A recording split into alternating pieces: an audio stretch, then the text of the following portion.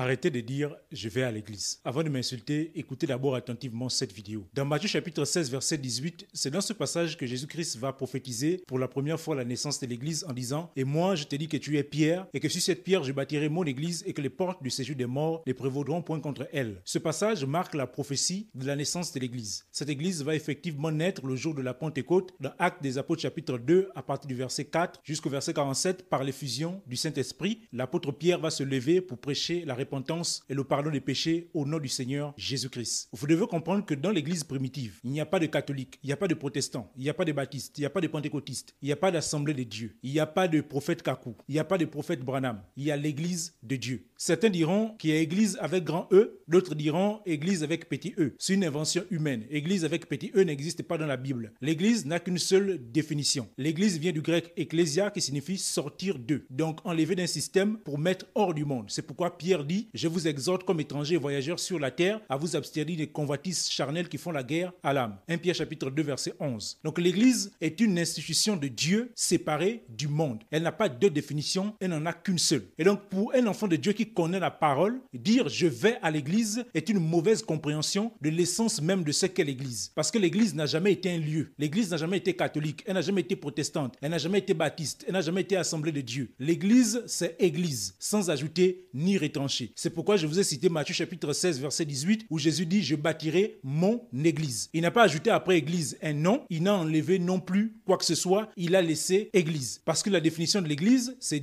Jésus-Christ qui a enlevé les hommes du monde et a fait d'eux son peuple. C'est important que vous le compreniez parce que le système dénominationnel qui existe aujourd'hui part de quelque part. C'est pourquoi dans l'une de mes précédentes vidéos, j'ai parlé du Concile de Nicée qui est l'un des fondements de la dissolution de la sainte doctrine enseignée par Jésus-Christ lui-même et promulguée par ses apôtres. Lors de ce Concile de Nicée, certaines choses ont été introduites qui se retrouvent aujourd'hui dans les églises, même celles qui sont dites éveillées. En l'occurrence, la célébration de la Pâque par exemple, qui est une contrefaçon de la doctrine des apôtres puisque eux n'ont jamais célébré la Pâque puisque d'après 1 Corinthiens chapitre 5 verset 7, Christ est notre Pâque qui a été immolé. Et quand vous lisez Exode chapitre 12, la Pâque était une prophétie de l'agneau qui est Jésus-Christ qui devait mourir pour l'absolution des péchés. C'est pourquoi la Pâque devait avoir lieu entre les deux soirs. C'est pourquoi lorsque le Seigneur Jésus-Christ est mort, il y a eu des ténèbres en plein jour, signifiant par là qu'il est l'agneau pascal, mort une fois pour toutes. Donc les chrétiens n'ont jamais célébré la Pâque. Et vous verrez que la Pâque du monde s'écrit avec S, alors que la Pâque qui est dans la Bible n'a pas d'S. C'est pour montrer le fait que la Pâque ne désignait qu'une seule personne, la personne de Jésus-Christ. Et lors du concile de Nicée, ils ont changé la date de la célébration de la Pâque, alors que d'après Exode chapitre 12, la Pâque devait se célébrer le 14e jour du mois. Eux, ils l'ont mis entre le 22 mars et le 25 avril. Bref, on y reviendra certainement dans une autre vidéo. C'est pour vous faire comprendre que dès la base de ce concile de Nicée, beaucoup de choses ont été introduites pour faire de la doctrine des apôtres une dissolution et de faire en sorte que l'évangile que les apôtres avaient défendu depuis leur vivant soit dissous et que la doctrine de Christ soit bafouée. Puisque, comme je l'ai dit, les Romains ne pouvaient pas vaincre l'Église par la force puisqu'ils ont persécuté, maltraité, outragé les chrétiens pendant des siècles et des siècles, mais malgré ça, ils ne cessaient de s'accroître. Alors, il fallait dissoudre la doctrine pour introduire des doctrines païennes et dissoudre ainsi l'essence même de la sainte doctrine des apôtres. Et donc, l'Église de Dieu dans la Bible n'est pas dénominationnelle. Elle n'a pas un nom comme on le voit aujourd'hui. Catholique, protestant, baptiste, assemblée de Dieu, moi je suis de Branham, moi je suis de Kakou Philippe. Ça n'existe nulle part dans les Écritures. Si vous pensez le contraire, montrez-le-moi. C'est pourquoi le chrétien qui dit « je vais à l'église », il n'a pas compris ce qu'est l'église. Parce que l'église, c'est une personne. C'est pourquoi, dans 1 Corinthiens chapitre 16, verset 19, il est dit « Les églises d'Asie vous saluent, Aquilas et Priscille, avec l'église qui est dans leur maison, vous salue beaucoup dans le Seigneur. » Donc, dans ce passage, l'église, c'est une personne. C'est l'ensemble des personnes ou une personne qui a cru en Jésus-Christ. Ce n'est pas pour rien que dans Hébreux 3, verset 6, il est dit « Mais Christ l'est comme fils sur sa maison, et sa maison, c'est nous. » Et 1 Corinthiens chapitre 3, verset 16, dit clairement que nous sommes le temple de Dieu. Et donc, les véritables chrétiens doivent revenir à la doctrine primitive des apôtres sans s'écarter ni à gauche ni à droite. Car tout ce qui est né plus tard est une dissolution qui a été promulguée depuis le concile de Nicée et bien avant même, dans le but de détruire la doctrine des apôtres, puisqu'ils ne pouvaient pas vaincre par la force, ils devaient vaincre en changeant l'essence même de la doctrine. Et c'est avec ces énormes dissolutions que sont nées plusieurs fausses doctrines. En l'occurrence, aujourd'hui, on voit des prédicateurs qui vendent aux gens des huiles, des eaux bénites. Je ne sais pas de quel passage ils tirent cela. Alors que l'apôtre Paul a clairement développé dans 1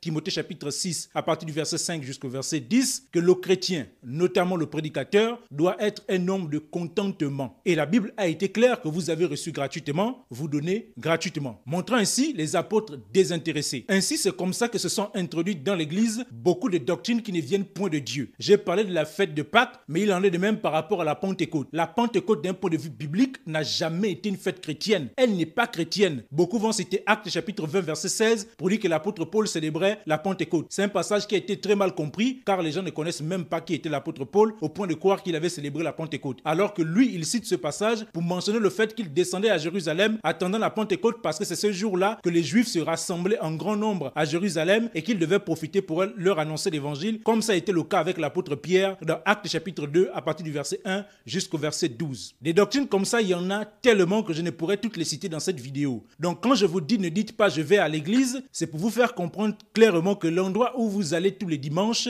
n'est pas l'église de Dieu, ne le sera jamais, puisque l'église n'est pas un lieu. L'église, c'est une personne ou un ensemble de personnes qui partagent la foi en Jésus-Christ. Donc, un chrétien qui a compris la doctrine ne peut pas dire « je vais à l'église ». D'aucuns me diront « ce n'est pas grave, on sait que nous sommes l'église, mais on va quand même à l'église, il nous faut un lieu de prière ». C'est justement à cause de ce genre de raisonnement qu'il y a eu du légalisme dans l'Église et que des doctrines ont été votées, des doctrines qui jadis n'existaient pas dans l'essence même de la doctrine qui a été enseignée par Jésus-Christ et promulguée par ses apôtres. Je vous invite à faire un examen profond de la parole de Dieu, de revenir à la doctrine primitive enseignée par les saints apôtres du Seigneur et par le Seigneur lui-même. Revenez à cette doctrine. L'Église n'a jamais été catholique, jamais protestante, jamais baptiste. Et c'est justement ça qui a induit beaucoup de personnes en erreur, pensant que ce qui est arrivé chez nous, c'est la chrétienté ou le vrai christianisme, alors que c'est faux. C'était une pure dissolution pour détruire l'essence de ce que Jésus avait laissé et ses apôtres aussi. C'est pourquoi les disciples, les apôtres, n'ont jamais construit une église. Qui sommes-nous pour le faire? Puisque l'église, c'est Jésus-Christ qui l'a bâtie lui-même. Comme il a dit dans Matthieu chapitre 16, verset 18, « Je bâtirai mon église. Je bâtirai mon église. Et les portes du séjour des morts ne prévaudront point contre elle. » C'est-à-dire cette église ne mourra jamais. Donc il s'agit bien des personnes qui croient en son nom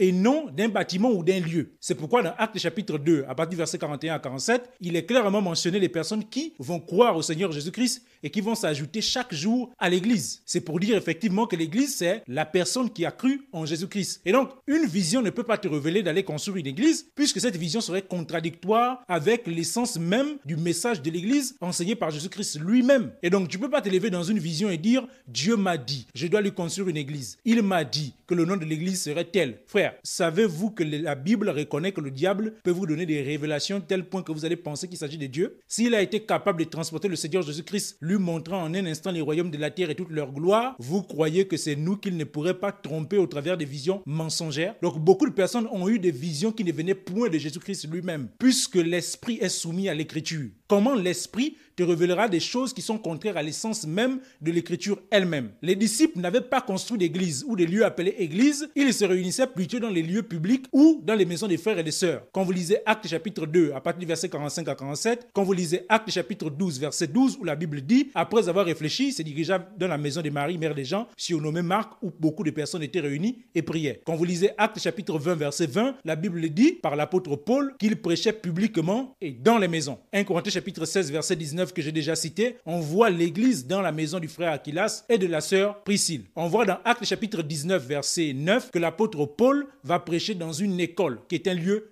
public. Donc les apôtres n'ont jamais construit des édifices qu'ils vont appeler églises parce qu'ils savaient que l'église ce n'est pas un lieu mais plutôt une personne ou un ensemble de personnes. Donc le temps me manquerait pour aller dans beaucoup plus de profondeur. On le fera certainement dans de prochaines vidéos. D'ici là, partagez massivement celle-ci. Abonnez-vous pour ne pas manquer afin que la majorité puisse prendre connaissance de ce message. On se dit à la prochaine par la grâce de Dieu.